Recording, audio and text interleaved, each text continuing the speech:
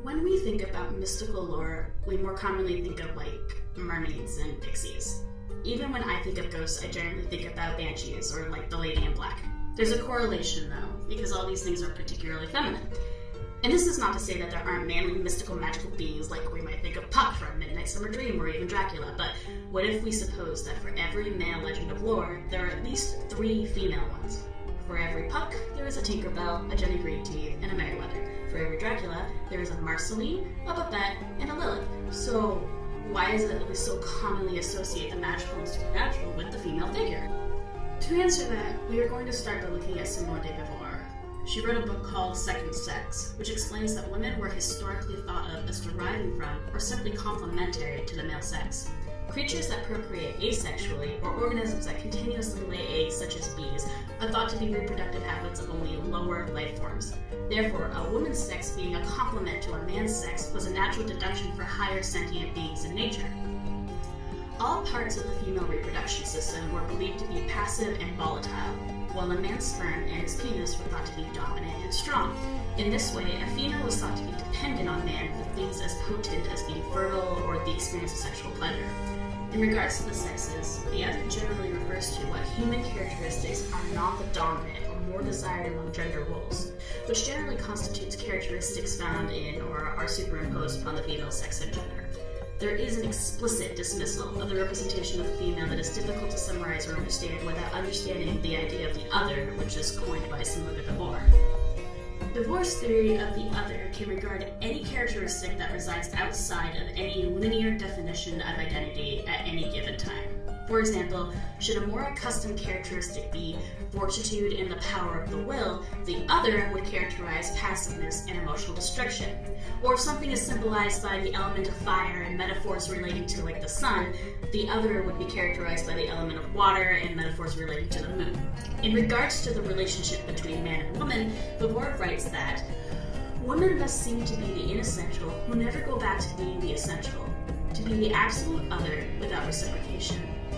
Women represent all things man strives to not represent as a whole, and as a result, are associated with the other. In other words, there cannot be a correspondence between the two.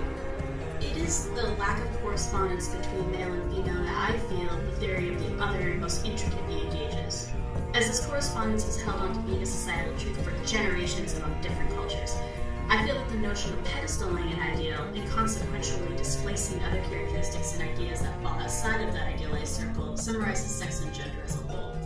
For example, if we think of Mary Wollstonecraft, who was a very, very feminist of her time, she wrote a book called A Vindication of the Rights of Women, which was published in 1792. Wollstonecraft demonstrates how a similar concept to Beauvoir's idea of the other relates to the sphere of woman as one gender rather than explicit correspondence between the male gender and the female gender.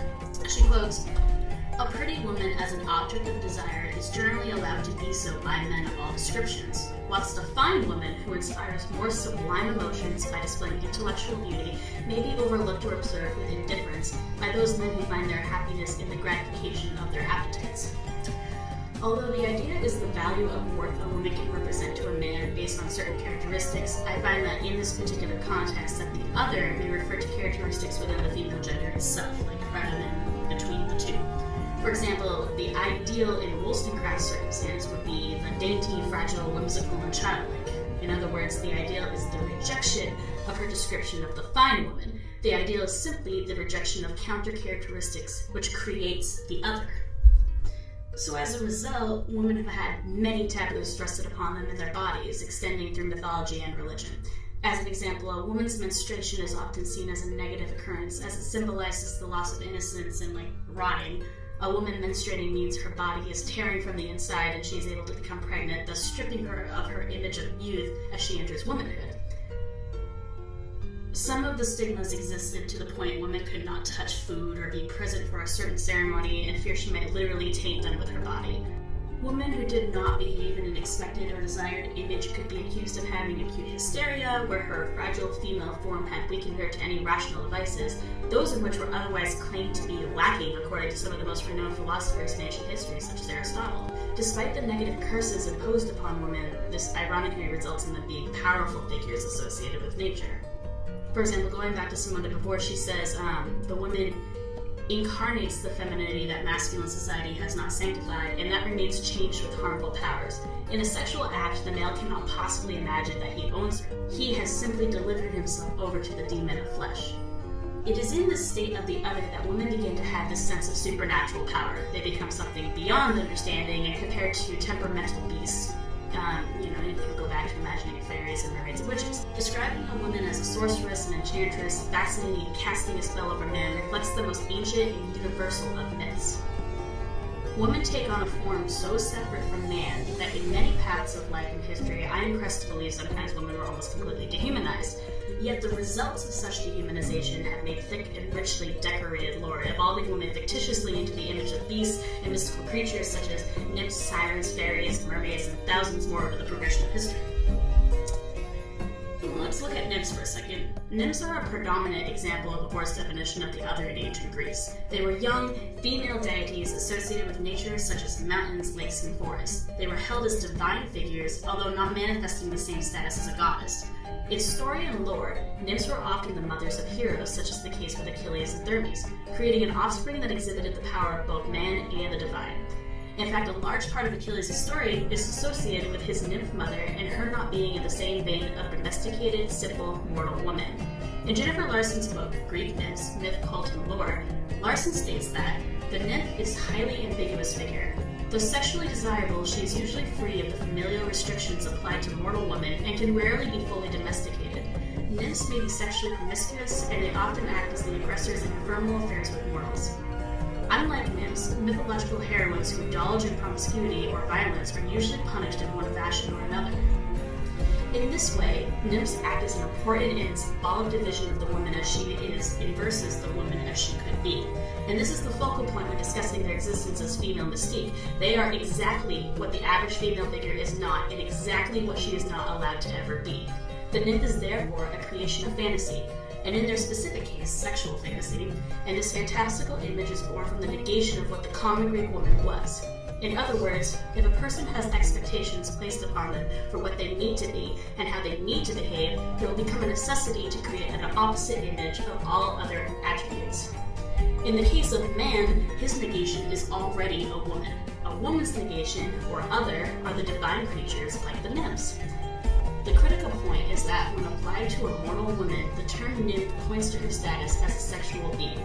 Commonly in society throughout history, a woman's sexuality is a very suppressed part of their human self and is valued in very strict and specific micro-levels of society: virginity, marriage, politics, reputation, religion, and spirituality. Therefore, the degree in which the nymph is contrasted to female social circles or even excluded from them entirely is a prominent point of interest in discussing the female mystique as the feminine other. Within the sphere of the female sex and gender, there is a strict segregation between a socially acceptable woman and a societally unacceptable woman. In ancient Greece, women who were considered to be the ideal are thin, sophisticated, pale, compassionate, happy, sexually pure, and motherly. They should not have too many physical flaws and should not appear too masculine in both body and behavior. There are roles for men and women to perform, and it is important to society for them to be performed appropriately. In Lerna's The Creation of Patriarchy, she writes that the male is rational, strong, endowed with the capacity for procreation, equipped with soul, and fit to rile. The female is passionate and unable to control her appetites, weak, providing only low matter for the process of procreation, and she's devoid of soul and designed to be ruled. In this way, women were considered the submissive party and men the dominant party, which acts as another example of the woman being the other in correspondence to man. But what about situations in which a woman does not behave in a form that negates the female form like the nymphs, but rather rejects her female roles by taking on masculine roles? She is still likely to take on a role of the mystique by becoming her own entity in her masculine form and behavior. In Pomeroy's Goddesses, Whore, Wives, and Slaves, Pomeroy talks at length about the masculine woman, or the woman who takes on characteristics of power. For example, in the play Iphigenia, Clytemnestra murders her husband Agamemnon when he returns from war because he sacrificed Iphigenia. This would be a characteristic of the masculine woman, as she is taking on the characteristics associated with the ideal male. Power, control, challenging authority, she's proactive, etc. However, the masculine woman is also able to retain some of her traditional female qualities, such as weakness, being associated with murder, and quote-unquote unable to control her appetites, with her emotional desire for revenge. Although in theory these traits can be mutually exclusive between the sexes, there is a purposeful divide that man relies on. The good wife, who is chaste, hardworking, thrifty, and cheerful, and of the bad wife, he sets standards for the definition of gender by men of his class, and he finds a convenient scapegoat for the evils of society of his day. If we go back to woman being a source of evil, the masculine woman can work as an intimidating figure, but an evil and dangerous figure nonetheless, otherwise seen as the bad wife. As a result, other characteristics that women might exhibit still fall under the other. They are, as before puts it, made inessential. Recalling back to the difference between contrasting the sexes and negating gender, it is important to note that the female ideal is based more so on what appeals to the male gender, whereas the male ideal is primarily based on the negation of the female gender. So, when we really think about it, ancient Greece had a lot of the historical building blocks for segregated images of the sexes. We see it rise up through history, and we see it potently, even in modern society. So why is it that this sort of image has never changed? There are things we keep from history, and from ancient history we can see the other distinctively by studying their lore. The fact that we can connect it to modern day is both frustrating and exciting, because it really emphasizes the human desire for people, and more exclusively women, to stretch beyond a societal boundary. There is a power within perceived weakness, and the ancient Greeks were very, very dominant in making that a well-known part of history.